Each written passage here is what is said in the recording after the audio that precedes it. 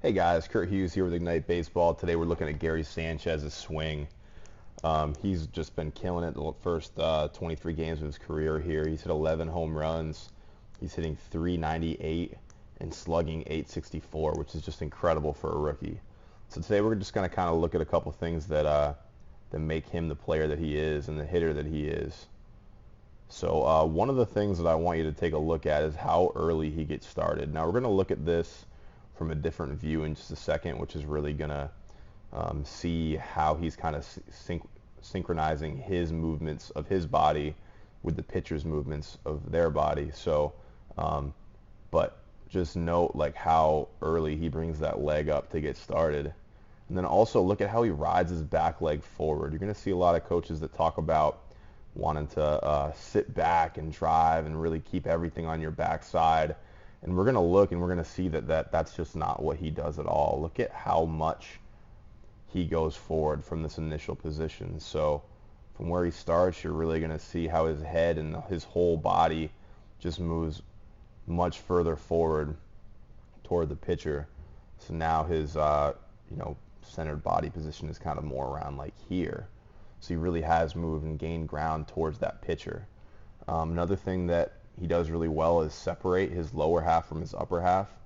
I'm not sure if you caught that Josh Donaldson video on MLB Network a couple days ago, or I think it was last week. But one of the things he talks about is he's trying to separate his upper half from his lower half. And what that really means is his belly button or his belt buckle, he's trying to open them as far up as he possibly can while restricting the movement of his chest. So he's showing his belt buckle or belly button to the pitcher while still hiding his chest. That's really, really important because it stretches the abs region, and it kind of like it stretches like the rubber band that is your swing as far as it possibly can.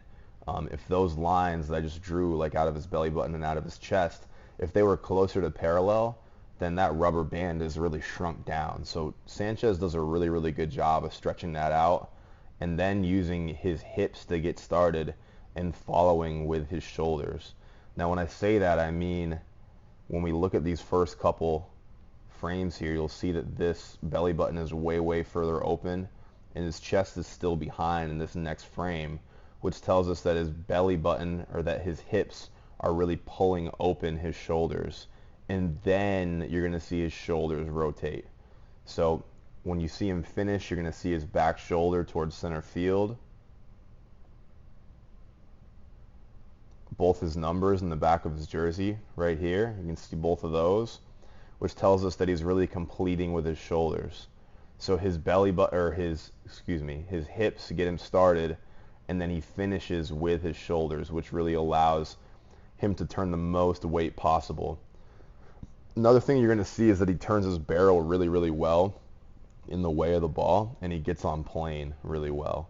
So the pitch is coming down to the catcher, which is right here. The ultimate destination of this pitch is going to be the catcher's mitt. Sorry, wrong tool there.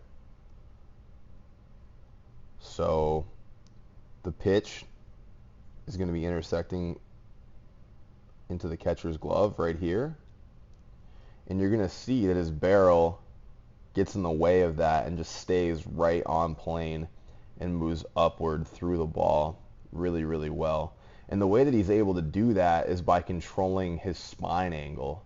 So what you're going to see is if you drew a line from his head through his pelvis right here, he's leaned backwards. And what that allows him to do is when he turns, it allows his bat to kind of come uphill. Notice that this is these two lines here are pretty close to 90 degrees from each other. Not 100% on point to 90 degrees, but pretty close. And that's a pretty good estimate of where your swing plane is to what your spine angle is. You're usually going to be about 90 degrees from that. So he does a really, really good job of manipulating that negative spine angle in order to get his bat on plane with the pitch. Another thing that you're going to see is that his head stays really, really still. So if I put the circle around his head, during his swing, you won't see it move out of that circle at all or even really wiggle very much until his back shoulders are completely turned, and you can see both numbers in the back of that jersey.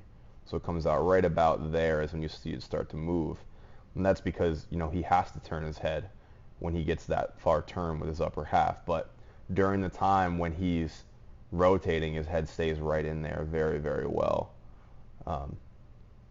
So anyways, those are the couple things that I wanted you to look at. And then we'll look at another swing, and we'll just kind of look and see how he kind of synchronizes his body movements with the pitcher. So this is one of the reasons that I really like MLB View. So if we look here, we'll see the pitcher is just barely at break.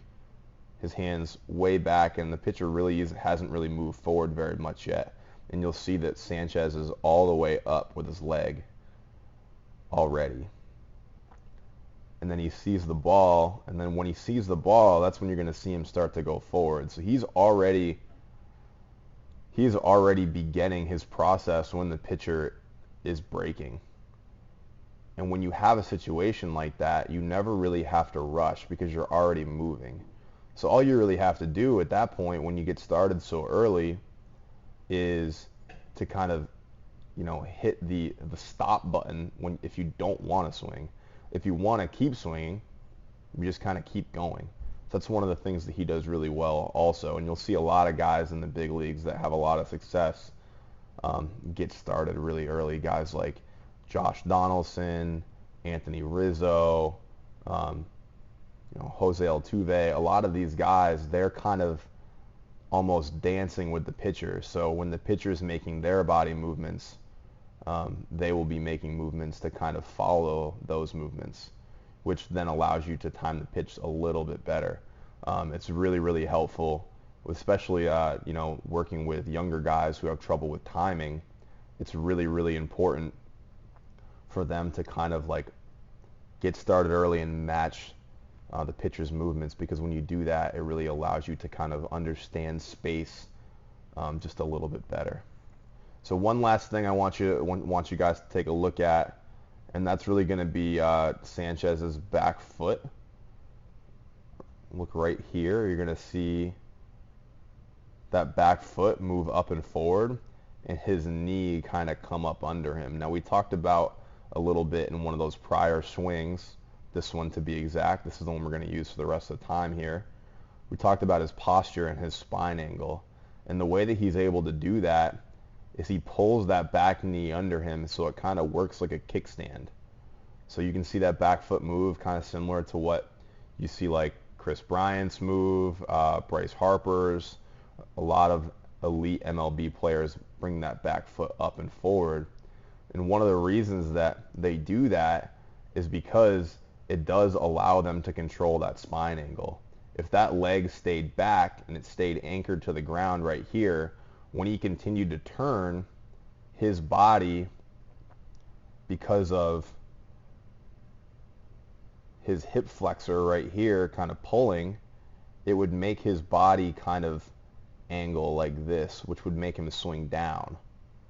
But since he pulls that back leg up and forward, it allows him to get this negative lean position and him to kind of use this back leg here as a kickstand, as I just kind of talked about.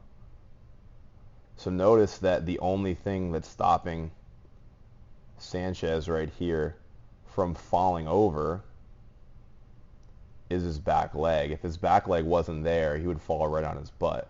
And that's a really difficult thing to teach a lot of young kids, because what happens is when you teach them that, they'll pull that back leg forward and they'll feel like they're going to fall over, which makes them hesitant to do it. So it's one of the reasons why at Ignite Baseball we spend a lot of time encouraging kids that it's okay to fail.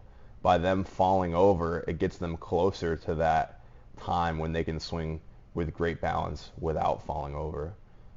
So feel free to check out my website, ignitebaseball.org. There's going to be a link to it in the video down below here. Any questions or comments that you have are welcomed.